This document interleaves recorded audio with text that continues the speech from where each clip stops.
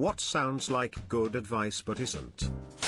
Marry a doctor so you can live a better life. My parents were never like this, but I had aunts and uncles who would tell their kids this regularly. My wife married a doctor when I was still in college, 13 years ago. I'm finishing training next year with 450k in debt and have spent the last 8 years working 60 to 90-hour weeks. It's a sweet life, man. Great advice, especially if it's just for the money. /s. When you marry for money, you earn every penny of it. Just do what you love. It sounds great, but a lot of people aren't good at what they love. It's important to do things you love but find a way to make a living too. I could play games all day, but what will I eat and pay bill with? A lot of people mistake turning a passion into a career with turning a hobby into a career. By nature, hobbies are what you do to de-stress, to unwind, to feel better, to reconnect with yourself. You can put them down forever and take them back up when you need, no problem. If you turn that into a job, something required to perform for your livelihood, you will, usually. There are always exceptions. Come to dislike your hobby and seek something else to recharge with. Just do what you love. Presumably refers to turning your absolute passions into your career. The same with the do what you love and you'll never work a day in your life. The biggest issue for a lot of people, and for a lot of different reasons, is that they either don't have a driving passion, don't know what it is yet, or there isn't a market for it, which can change, and which you can even possibly pioneer yourself. They are left to assume their favorite hobby is a passion. I still have no idea what my passion is, nor do I have advice on how to discover that, but I do love my job, so there's that. Edit, absolutely did not expect you guys to pour in with your life stories. Keep sending them. If all you have is one extra upvote, then know that I read and appreciated it. Edit 2, this struck me so I'm adding it. /that blue jacket, I listened to an interview with Elizabeth Gilbert where she talked about this. Do what you love / are passionate about isn't helpful when you have no idea what that is. Obviously her advice was to tell people to follow their curiosity, because you never know what might pique your interest, or what might end up leading to a really fulfilling career, or even just a fun hobby. It's absolutely something else everyone should take from this post. Just be yourself. At heart, this isn't bad advice, but it is too vague to really be useful to someone who needs it. Better put, be cognizant that you want to make a good impression, but don't do it in a way that misrepresents who you are or makes you uncomfortable. I like be the best version of yourself more. Spend some time and do some introspection. Keep the parts you like.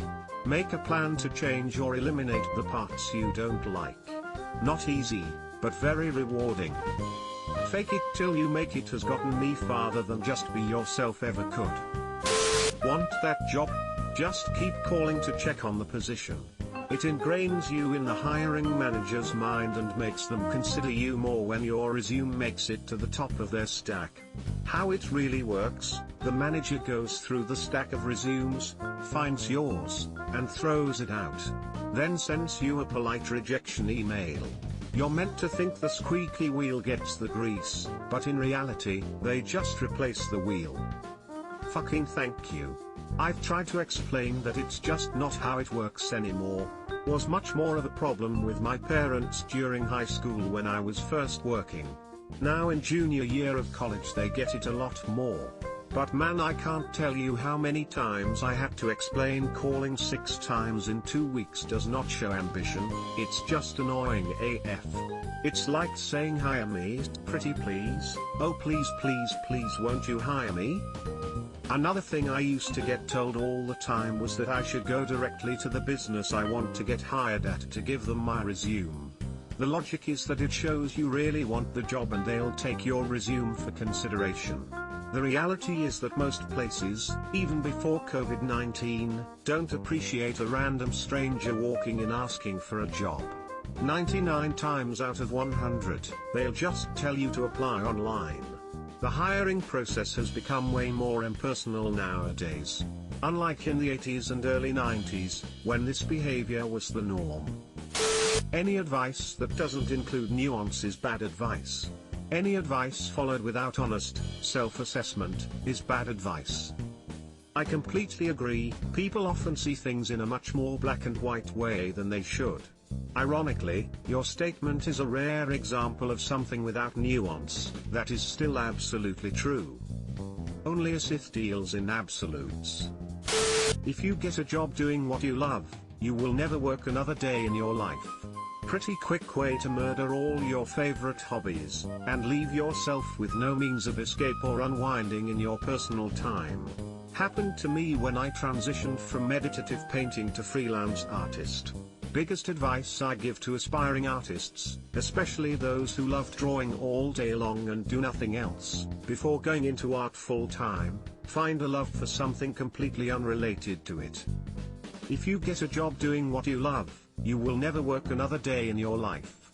Because that field probably isn't hiring. Absolutely. Better advice is, get a job doing something you like, and if that's not available yet, then something you can at least tolerate, and save the things you love for your free time. Being bullied? Just ignore them. Yeah, that's how you get beat up every day for years on end.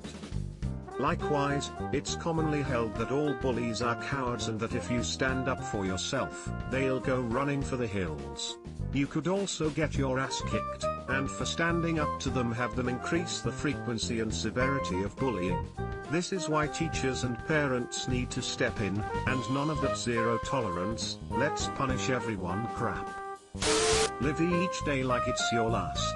See, dying people can do this because they don't have to deal with the consequences of their actions. You do. Edit, thanks for the awards. I'm somebody who survived what I thought was a heart attack.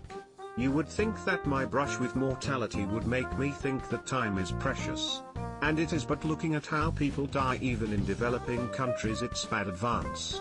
RIP to my inbox. If today was my last day, I'm pretty sure I wouldn't go to work. I'd just do whatever makes me happy.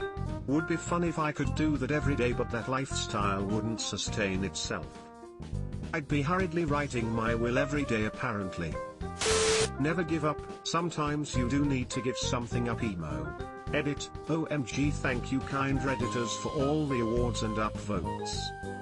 There's a difference between bravery and foolishness. Giving up can be the better choice. Insert sunk cost fallacy here. Talk to HR. They want to help you. HR is there to protect the company, not the worker. That's why it's called human resources and not employee satisfaction. It's not resources for employees. The employees are the resource. What's best for you as a person isn't always in sync with what is in the company's interest. Subscribe for more hot Reddit takes in your inbox, guaranteed.